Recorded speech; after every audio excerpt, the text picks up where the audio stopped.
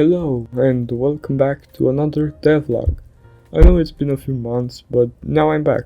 In this period of time, I managed to do a couple of things for the game's improvement. I first converted the game to URP, and if you don't know what that is, it is just a render pipeline that allows you to create and render 2D lights. I have to say, this feature adds a lot to the game. I mean, it made a square look nice. What more could you want from it? I also made a minimap, and the way I did it was with a grid layout group and some images. The grey squares represent rooms and the other ones are there for the minimap background. And that wasn't enough for me, because I wanted to create the hallways as well. The problem with the hallways was that they didn't bind to rooms vertically, only horizontally. To solve this issue, it only took me another rest day and 3 grid layouts. The first one is the minimap rooms, the second one minimap hall top bottom, and the third one minimap hall right left. After adding the minimap, which I ended up deleting, I started working back on the gun, and I made the durability for the weapon so that you have to use it with caution.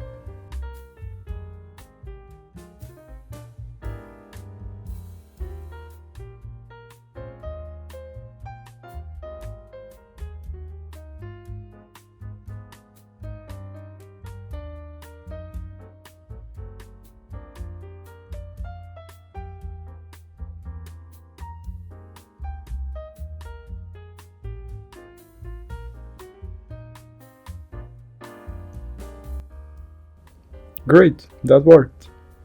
At this moment there was only a way to switch through weapons, and that was by scrolling, but it was only for testing purposes, so I decided to make a pickup script for the guns. That worked well, but needed some tweaking, and after that the fun ended. I tried to avoid thinking about it, but the time came when I had to address the procedural generation.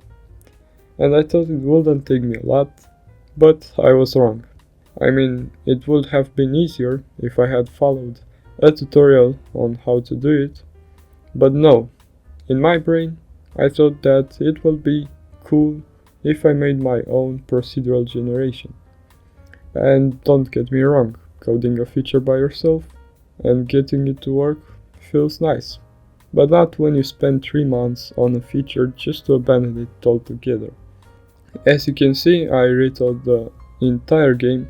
My new idea was that you are buried deep in a cave and you have to go through multiple layers until you get to the surface.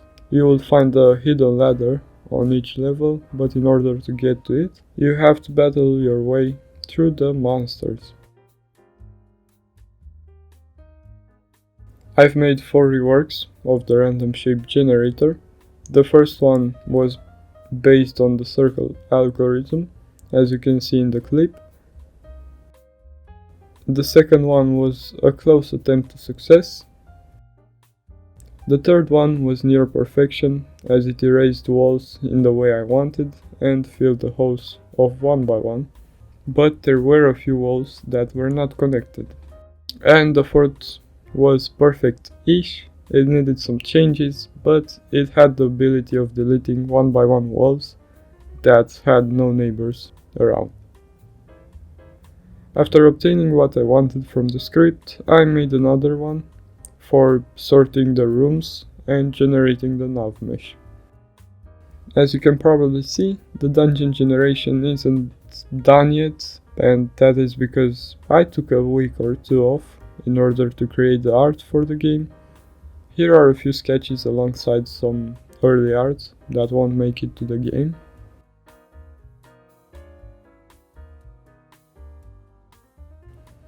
And these are the pixel arts for the stone dungeon, furniture, and the rogue.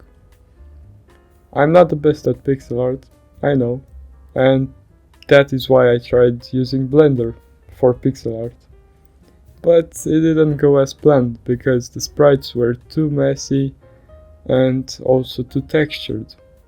But I still enjoyed making them. The single thing I made was this silly dance that I'm going to use to annoy my friends. And after 3 months of work, I deleted the dungeon generator. Don't worry, I still have it in another project and I might release it for you.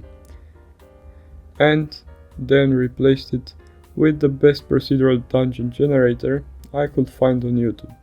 I recommend you go watch it. And that is going to wrap up this devlog. This is a new thing I'm doing and I would appreciate it if you subscribed. Anyhow, see you in the coming months with a new devlog.